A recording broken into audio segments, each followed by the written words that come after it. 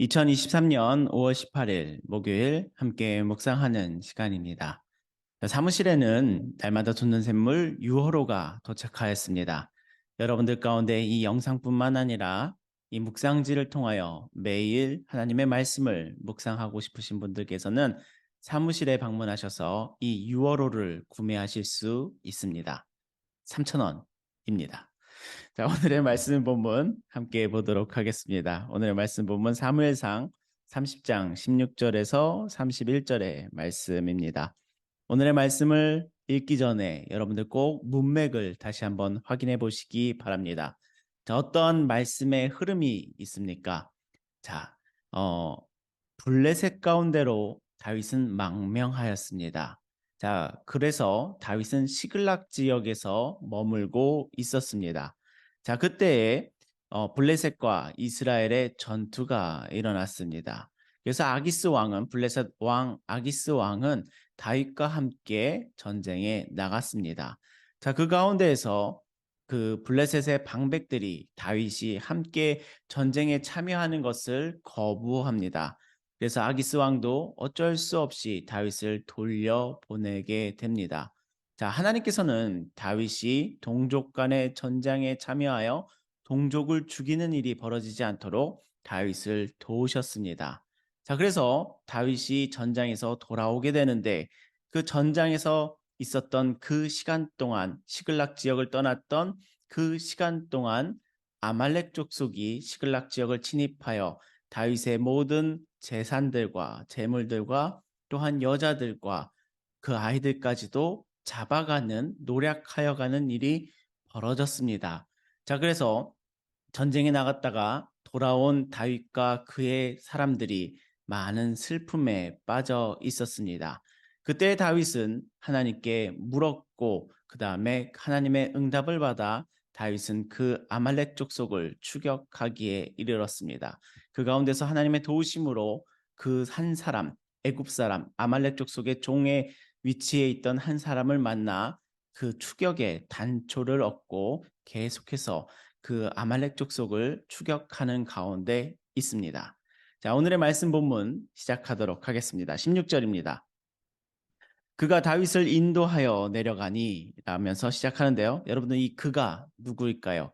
자, 문맥을 꼭 확인하셔야겠죠? 문맥을 확인하시는 분들은 그가라는 그가 누군지를 아실 겁니다.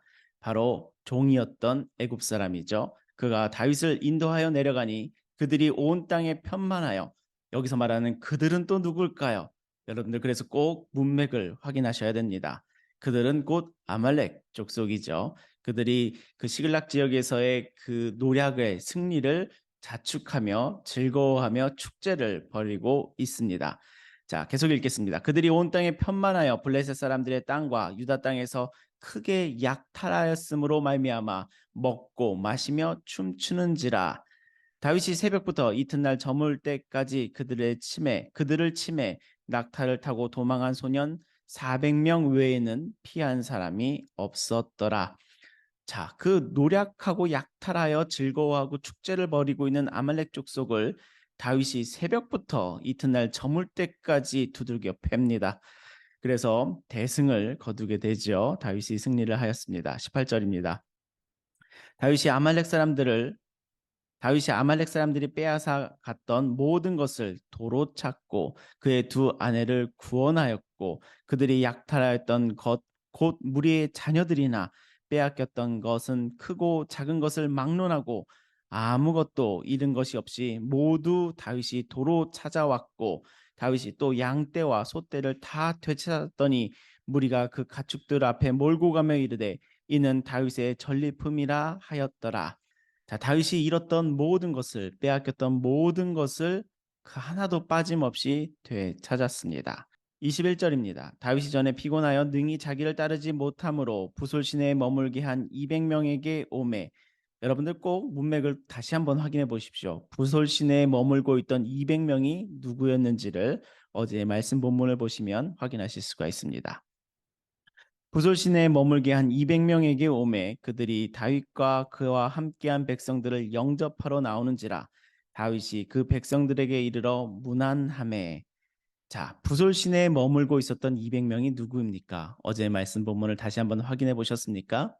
자, 다윗이 그 아말렉 족속을 쫓는 중에 추격하는 중에 함께 추격에 이르렀던 사람은 600명이었습니다.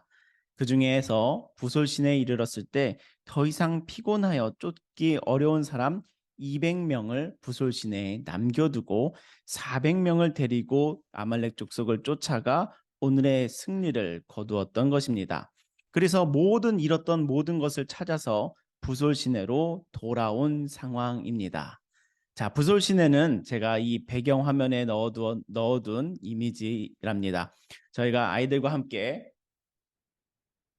저희가 저희가 아이들과 함께 부솔 시내가에 있는 국립공원에서 캠핑을 하며 있었던 일 또한 있었는데요. 여러분들 궁금하신 분들은 영상의 설명란에 붙어 있는 링크를 통해 저희의 그날의 부솔 시내에서의 캠핑의 이야기를 보실 수 있답니다. 자, 부솔 시내로 다윗이 돌아왔고요. 200명이 남아 있었죠. 그 남아 있던 자들과 함께 다윗과 함께 땀 흘리고 피 흘렸던 400명 사이에서 어떠한 이야기들이 나타날까요? 22절입니다. 다윗과 함께 갔던 자들 가운데 악한 자와 불량배들이 다 이르되 그들이 우리와 함께 가지 아니하였은즉 우리가 도로 찾은 물건은 무엇이든지 그들에게 주지 말고 각자의 처자만 데리고 떠나게 하라 하는지라. 자, 이 다윗과 함께 가있던 400명 가운데 성경이 이렇게 표현해주고 있죠. 악한 자와 불량배들이 무슨 말을 합니까? 함께 가지 아니한 이 200명들에게는 그 처자들만 다시 돌려주고 우리가 힘써 애써서 찾아온 이 재물들은 돌려주지 말자라고 이야기합니다. 여러분들 이 사람들의 심리와 생각이 마음이 공감되시나요? 공감되셨으면 좋겠습니다. 자, 23절의 말씀입니다. 다윗이 이르되 나의 형제들아 여호와께서 우리를 보호하시고 우리를 치러 온 그 군대를 우리 손에 넘기셨은즉 그가 우리에게 주신 것을 너희가 이같이 못하리라. 자, 다윗의 믿음이 드러나는 말씀인데요. 다윗이 무엇이라고 말합니까? 이들에게 이 악한 자와 불량배들에게 무슨 말을 합니까? 이 승리는 여호와께서 주신 것이다. 그러므로 그렇게 할 수 없다. 너희들의 요구대로 할 수 없다. 이들도 똑같은 우리들의 형제다라는 말을 하시죠. 자, 24절의 말씀입니다. 이 일에 누가 너희에게 듣겠느냐? 전장에 내려갔던 자의 분깃이나 소유물 곁에 머물렀던 자의 분깃이 동일할지니 같이 분배할 것이니라 하고 그날부터 다윗이 이것으로 이스라엘의 율례와 규례를 삼았더니 오늘까지 이르니라.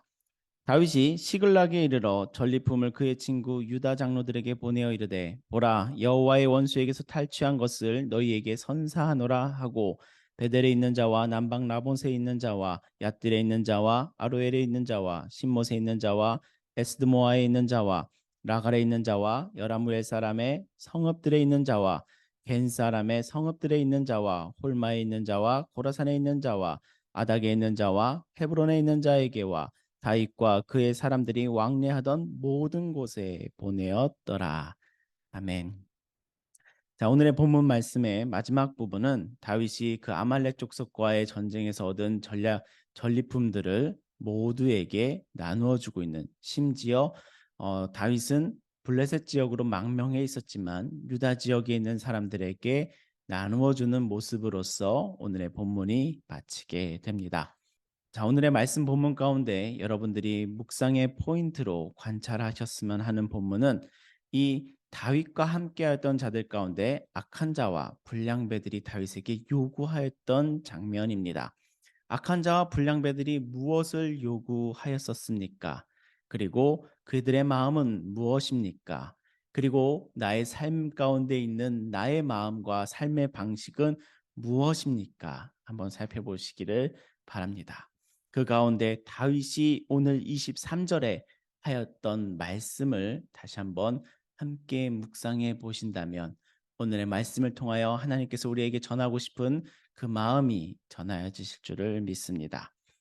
자, 그러면서 오늘의 말씀 본문을 살펴볼 때에 왕으로서의 다윗의 모습이 점차 완성도를, 성숙도를 높여가고 있습니다.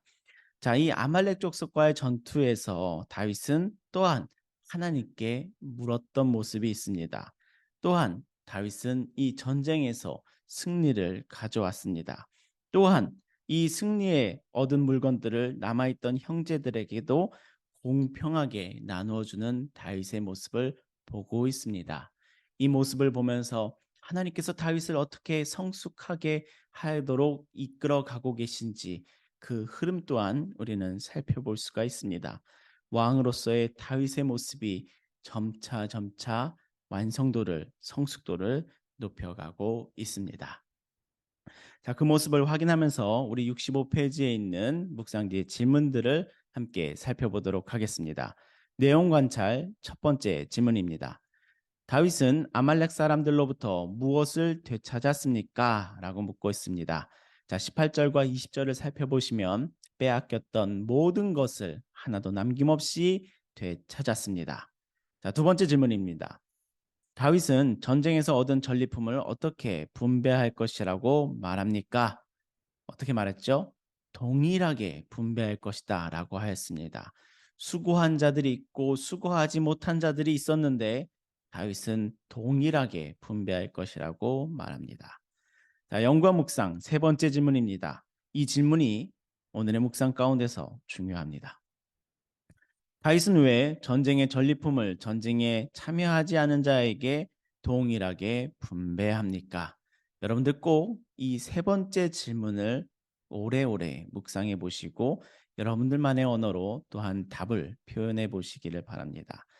자, 그러면서도 이 질문에 답을 찾기 위해서는 우리는 23절을 통해서 힌트를 얻을 수가 있습니다. 23절에 나타나는 다윗의 신앙이 어떠합니까? 이 승리는 우리의 수고가 아니라 우리의 피 흘림이 아니라 여호와께서 주신 것이다 입니다. 이 믿음이 굳건하였기에 다윗은 이 전리품을 수고한 자들끼리만 나누어 갖는 모습을 선택하지 않습니다.